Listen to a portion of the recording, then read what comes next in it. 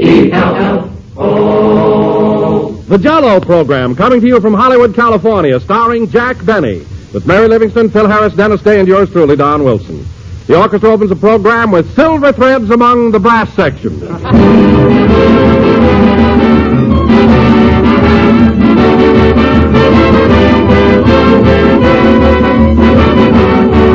As welcome as spring, as colorful as an April rainbow, that's Jell-O.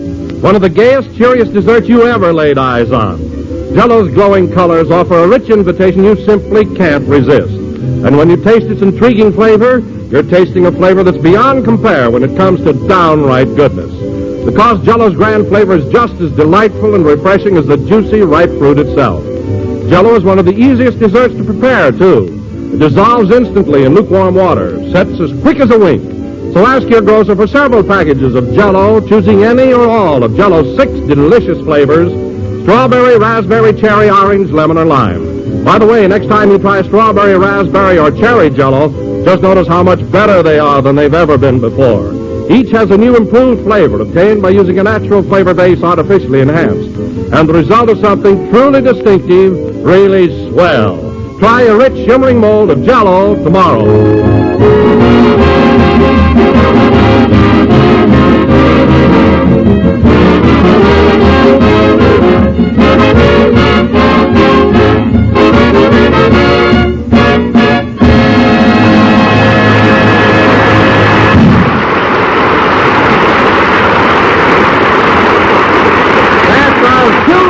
Among the brass section played by the orchestra.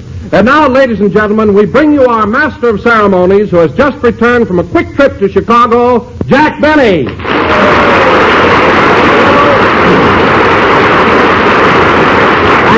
you. Hello again, this is Jack Benny talking, and Don Quick Trip is right.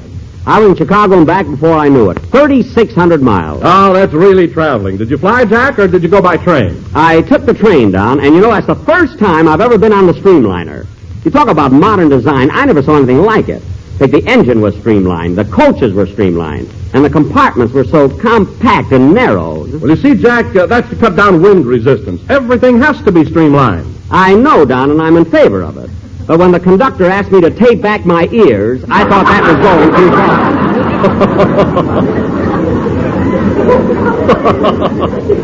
far. After all, how much can they slow the train down? But at that, you do save a lot of time. Oh, there's no question about it. In fact, the next time I go east, I think I'll take the streamliner myself. With your hips? That would spoil the whole effect. After all, Jack, I could do the same as you did and take my hips back. You could, eh? Well, Don, let me know when you're going to use that much adhesive tape. I want to buy some Johnson & Johnson stock. That'll really start a boom. Oh, hello, Mary. Hello, Jack. Good to see you. We kind of missed you around here all week. Well, thanks, kid. I bet it was pretty chilly in Chicago, huh? Well, it was for me, Mary. I'm used to this warm California climate, and that cold air sort of got me. My teeth were chattering all the time. Why didn't you put them in your pocket? Well, there's our little Mary right on schedule. I go all the way to Chicago to appear at a benefit, and you can't even ask me, did they like me? How did I go over? Was I a big hit? I'll ask you, Jack. Were you a big hit? Don, they adored me. There were 6,000 people in that Civic Opera House, and when I made my entrance, you'd think that, oh, let's forget it. Nobody but a conceited ham could describe that ovation. The minute I walked on that stage, the audience screamed. Well, how often do they see a guy with his ears taped back? That wasn't the only reason. I've always been a big hit in Chicago. Hiya, Jackson. You back in town? Yep. Well, I was hoping you wouldn't make it. I was going to do a lot of those snappy gags tonight. Oh, you were? Yeah, I had a swell monotone already. That's monologue. Monotone. I wish you wouldn't correct me all the time, Jackson. It makes people think I don't know big words. Well, you don't. Been going to night school for 6 months now. When are you going to learn something? Don't worry, I'll get there. Romeo wasn't built in a day.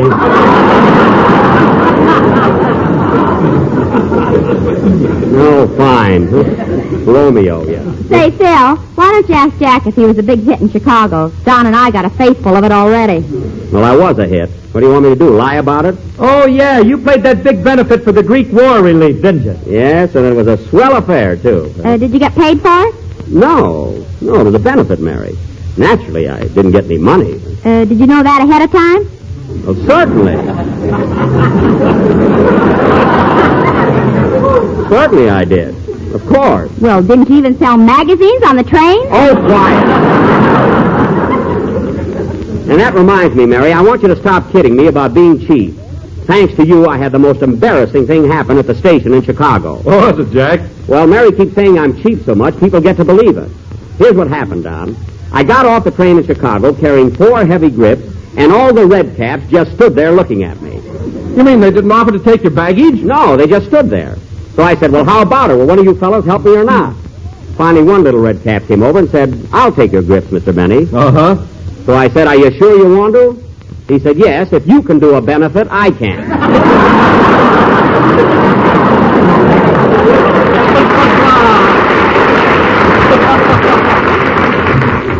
So you see, Mary, you're to blame for the whole thing. All right, why don't you buy a second-hand gun, 1 bullet, and shoot me? That's exactly the kind of remark I'm referring to. Hello, Mr. Benny. Did you have a good time in Chicago? You're a little late tonight, aren't you, young man? Yeah. Well, I'm sorry, Dennis, but I'll have to fine you $10. Well, the benefit's over. Mary, that's an old established rule on this program. The last one in gets it. I'm sorry, Dennis. Well, it's not my fault, Mr. Benny. I was stuck in a phone booth for 10 minutes. Stuck in a phone booth? What do you mean? Well, I was talking to my girl over the phone, Uh-huh. and when I kissed her goodbye, my lips got caught in the mouthpiece.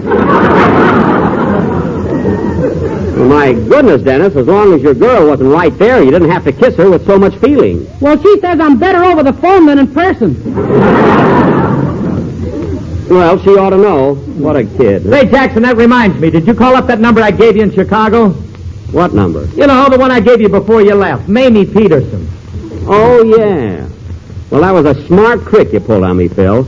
I called her up and her husband answered the phone. That was Mamie. She talks like a man. What? You ought to hear her sing Asleep in the Deep. I can imagine. Well, I'm not going to discuss it now, Phil, as we have a long show. Dennis, are you ready for your song? How can I sing with this mouthpiece on? You'll sing.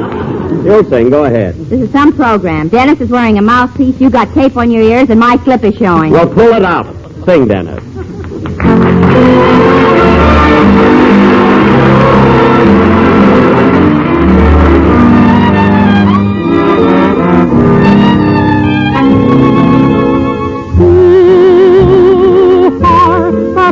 In the night, in the magical light of the moon, knowing how soon night is gone. Ooh, hearts that join in a glance and discover romances are made only to fade with a dawn. For now you are mine, and my heart was aglow with a power beyond divine. True hearts that tasted delight, must they always be lonely? Alas, true hearts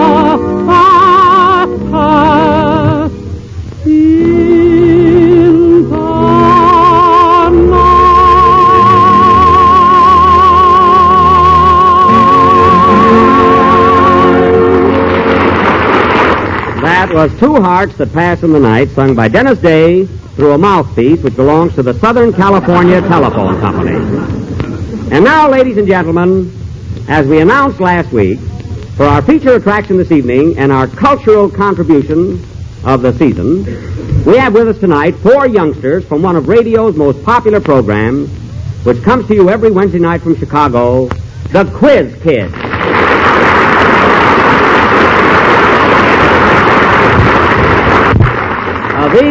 These children are here tonight to match wits with Mary Livingston, Don Wilson, Dennis Day, and Phil Harris. And I will be the quizmaster. That is, I will ask the questions. You're picking out a pretty safe job, ain't you, Jackson? No, that's not it. That's not it at all. Of course not. I can understand Jack's side of it. He's had much more experience than the quiz kids, and naturally he doesn't want to take advantage of them. Certainly. And besides, he's as yellow as a banana. Oh, I'm yellow, eh? Well, for your information, Mary, a week from next Wednesday, I am going to be quizzed on the Quiz Kids program. Well, you won't need that tape. They'll pin your ears back. Oh, quiet. Now, let's see. Where did I put that list of baffling questions? Oh, Mr. Benny, Yes? do I have to answer some of the questions, too? Yes, Dennis, and I'm depending on you to pull the Jell-O team through to ultimate victory. Do you think you can do it? Yes, sir. Good. And now, folks, Ultimate? What does that mean?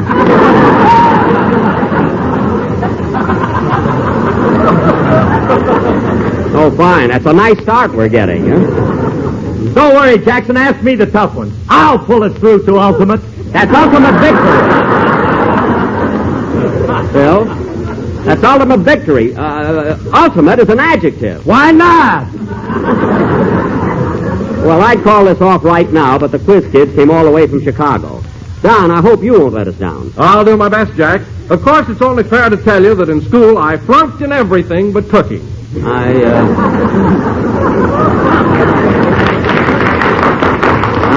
I see. What's going to happen to us shouldn't happen to Einstein. You've got something there, Mary. Oh, well, we'll do the best we can. And now, ladies and gentlemen, this battle of wits will go on immediately after a short number by Phil Harris. And then we will... Hold it a minute. Hello? Hello, Mr. Benny. This is Rochester. Rochester, I'm very busy right now. You'll have to call me later. But this is important, boss. Carmichael just came out of hibernation. Carmichael? Why, that's impossible. That polar bear was supposed to sleep in the basement for 2 more weeks. How did he happen to wake up? Well, the gas man went downstairs to read the meter, and all of a sudden it sounded like feeding time at the zoo. Oh, my goodness. Well, what happened to the gas man? I don't know, but I doubt if we get a bill this month.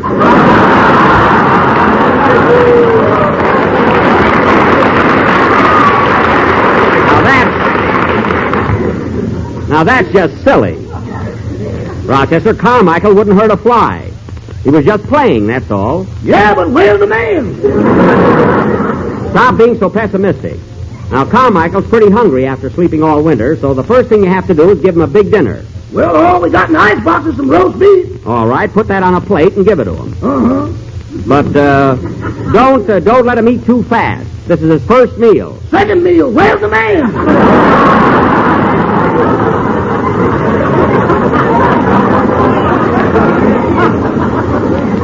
Forget about the gas man. He must have run away. Now, there's nothing to be afraid of, Rochester.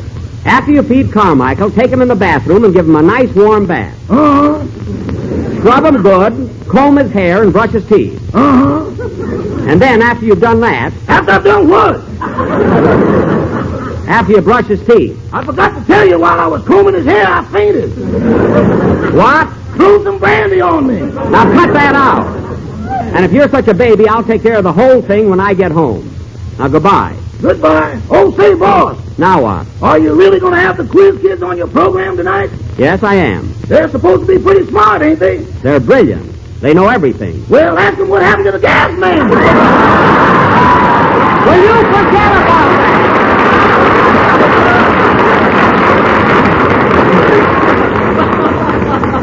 And goodbye. I can't understand why Carmichael got up so early this year. He must have had coffee before going to bed. Play, Phil. I'm sure the gas man got away all right.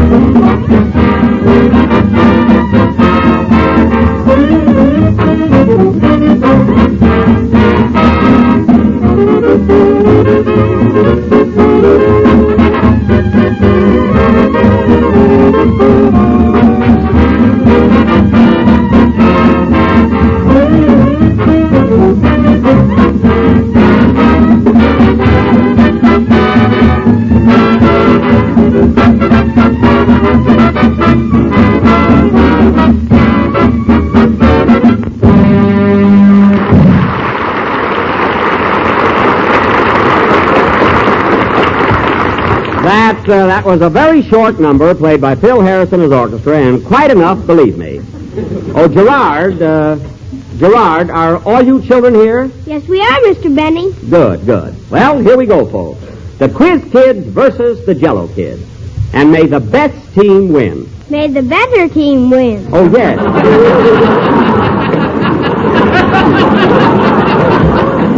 That's right, better. That's right, just a little mispronounced the word there. All right, I will now call the roll. First, the Quiz Kids. Richard. I am Richard Williams. I'm 11 years old, and I'm in the 6th grade at Harrison School, East Chicago, Indiana. Really cute. You know, folks, Richard's a whiz at mathematics. Claude? I am Claude Brenner. I'm 12 years old, and I'm a sophomore at Senn High School. Well, I was a sophomore once. Yes, sir, I was sharp as a tack. Now you can sit on one and not even feel it. Quiet. Joan? I'm Joan Bishop. I'm 14 years old, and I go to the Chicago School for Adults. Yeah, she's sweet. You see, Joan knows everything about music. She does, huh? Yes. Fortissimo, kid, top that.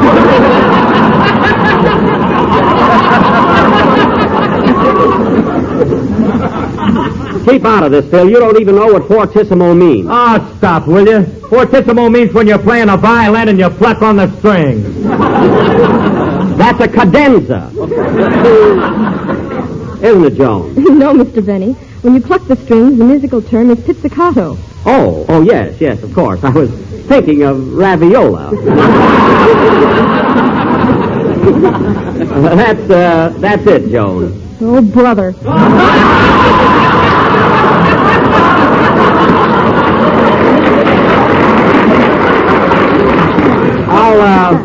I'll be all right, Joan. Don't worry. Now, who's next? Oh, yes, Gerard. I'm Gerard Darrow. I'm 8 years old and I go to the Bradwell School. 8 years old, yeah. And now, ladies and gentlemen, the Jell-O Kids. Philip. I'm Philip Harris, and I attend the Hollywood Recreation Bowling Alley. Isn't he adorable? What do you specialize in, Philip? Funny monotones. We know. And now, Mary. Mary? I am Mary Livingston. I am 6 years old, and I graduated from the May Company. Oh, that's a lovely school. What did you learn there, Mary? If you worn the stockings, madam, you cannot exchange them. Very good. Isn't she bright?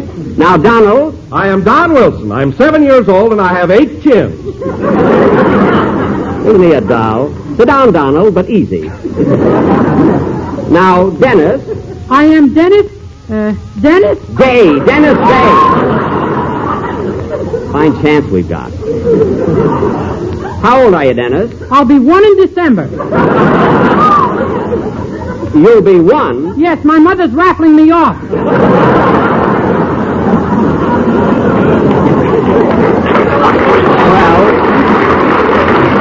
Well, I don't blame her. And now, folks, we will proceed with the Battle of Wits. And I would like to announce that I am personally awarding a prize of $10 to the winning team. That's fair enough. You'll find out. Mary. Now, our first question this evening comes from Miss Edna West of Evanston, Illinois. Listen carefully, Gerard. A Coleoptera, a Musca domestica, and a Lepidoptera were having a bit of a tete-a-tete on a screen door.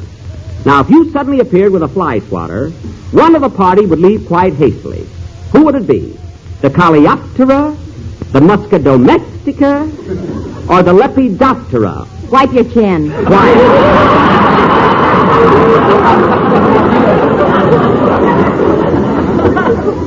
Now, Gerard, have you the answer? Yes, sir. The Musca domestica had a reason to leave in a hurry because it was the common housefly. Uh-huh.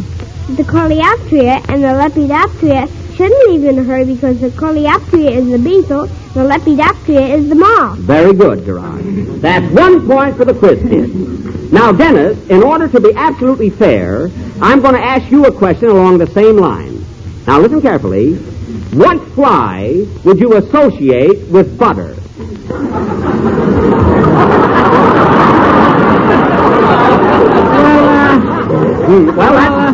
That's a little tough, so I'll put it this way. Butter is associated with what fly?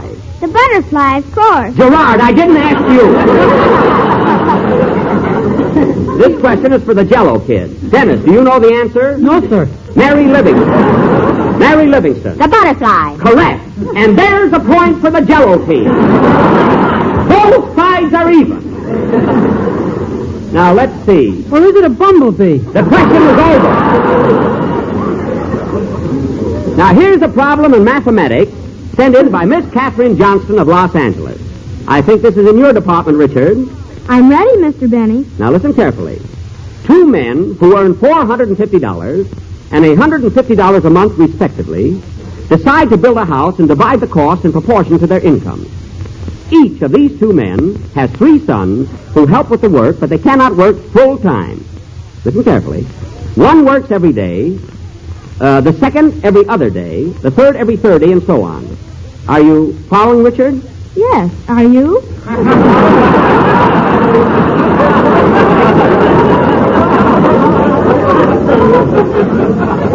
Don't worry about me, Bob. Now, they all work the first day, get this carefully, they all work the first day and finish the house the second day that they all work together. Each guy has 3 kids, huh? Phil, go away, will you?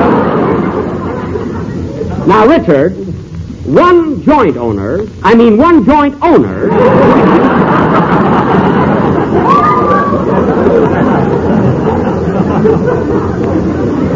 had to pay $1,500 more than the other. How much did the house cost, and how long did it take to build it? Well, Richard, have you figured out the answer yet? Yes, sir. The house cost $3,000, and it would be 60 days before the house was finished. Excellent. $3,000 and 60 days is correct. How do you know? I trust Richard.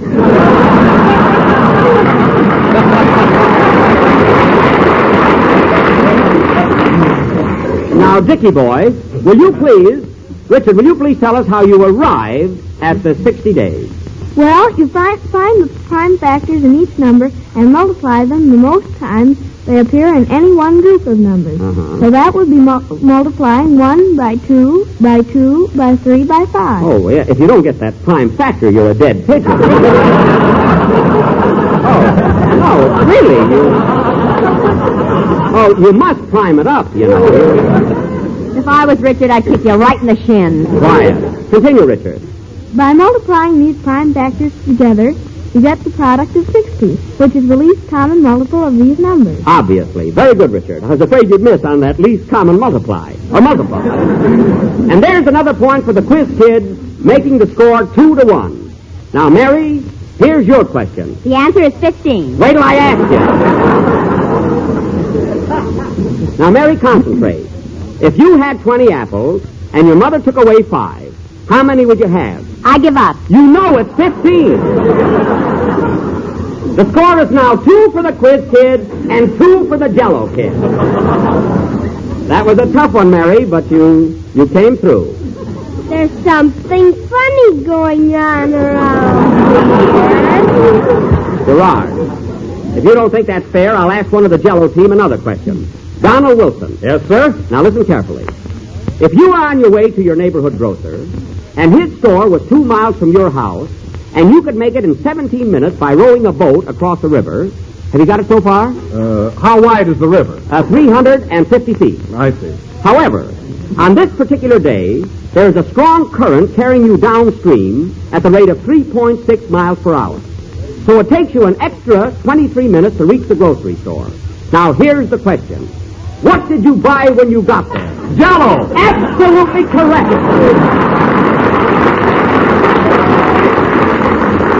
Now, Don, what flavors of Jell-O would you purchase? Strawberry, raspberry, cherry. Yes, go on. You say there was a strong current downstream? Yes. Orange, lemon, and lime. Very good. Very good. Don, you're a big fat genius. The score is 2-2, and both teams are even. Wait a minute, I demand the recount. Dennis, you're on our side. Oh. Remember that. Now, Claude, Yes, sir? here's a problem in the field of ichthyology. Ichthyology, what's that? How do I know? Now, Claude, name the 5 subclasses of fish in order of their development and give examples of each. Go ahead, Claude. Authorities differ, but I prefer this setup. Oh, I do too. First come the cyclostomata, which are the lamprey eels and hagfishes. Next, we find the elasmobranchii, which are the sharks and rays. After that, we come upon the ganoidii, which are the armored fishes, an example of which is the sturgeon. Oh, the sturgeon. Yes, I have it quite often, the sturgeon. I get it in Lindy's a lot. Then come the teleostomi, the tele, yes. Of which 90% of the fish world are composed. I see. And last but not least come the dipnoi, which are the lungfishes, of which there are only 5 species living in the world today. Only 5. I thought there were 6. Wasn't that funny? Very good, sir. Now, Phil Harris, I'm not playing any favorites, so I'm going to ask you a question on the same subject. Are you ready? Yeah. How do you spell fish? Go ahead, fish. F-I-S-C-H. That's right, Joe Fish. I know him well. That's 3 points for each side. Both teams are even. Isn't it wonderful how we're running neck and neck? I'm sorry, I know you. Quiet. And now for the final question, and this is the toughest one of all. Joan Bishop. Yes, Mr. Benny? I understand you're an authority in the field of music. That is, you can identify any number played, whether classical or popular. Is that correct? Well, I think I can. You can. That's your specialty. Now, Mr. Harris and his orchestra will play a few bars of a musical selection. Now, Joan, I won't tell you whether it's classical or popular, but see if you can identify this melody. The kid ain't got a chance. We shall see. Go ahead, Bill.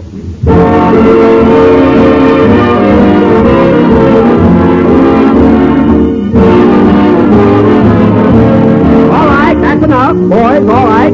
All right, Joan, what's the title of that number? Well, I'm sure I don't know. Well, is it popular or classical? I haven't the slightest idea. Oh, you haven't? Well, Joan, would you like to hear that melody again? I'm afraid that won't help. Aha! We stumped one of the quiz kids. Here's your chance, Jell-O Kids. Phil Harris, what was the name of it? I don't know. Hey, Eddie, what was the name of that song? I don't know. Hey, Phil, what was the name of that song? I don't know. Hey, Phil! Never mind! The name of that song is There I Go, and the Jell-O Kids win 4-3. Congratulations. Tough luck, quiz kid, but you lost fair and square. Play, Phil. A prominent citizen arrived in town today to be with us for the Easter holidays. He's Mr. Easter Rabbit himself. In interviewing him for this program, we asked Mr. Rabbit, what's the good word? And he replied, the good word, my friends, is Jell-O. And confidentially, you might tell your listeners that a swell dessert for Easter would be a creamy Jell-O parfait. A swell dessert, ladies and gentlemen, and I might add, an easy one to make, too. Simply prepare 1 package each of strawberry Jell-O and Jell-O's grand vanilla pudding as directed on the boxes. While the Jell-O is chilling, turn the pudding into parfait glasses, filling them about 2/3 full, and then chill. When the Jell-O is slightly thickened, pour it over the pudding and chill until both are firm. The result will be a gloriously creamy, delightfully refreshing dessert. So get a package of strawberry Jell-O tomorrow and blend it with a package of Jell-O vanilla pudding for the best Easter dessert you ever tasted. Creamy Jell-O parfait. We're a little late, so good night, folks.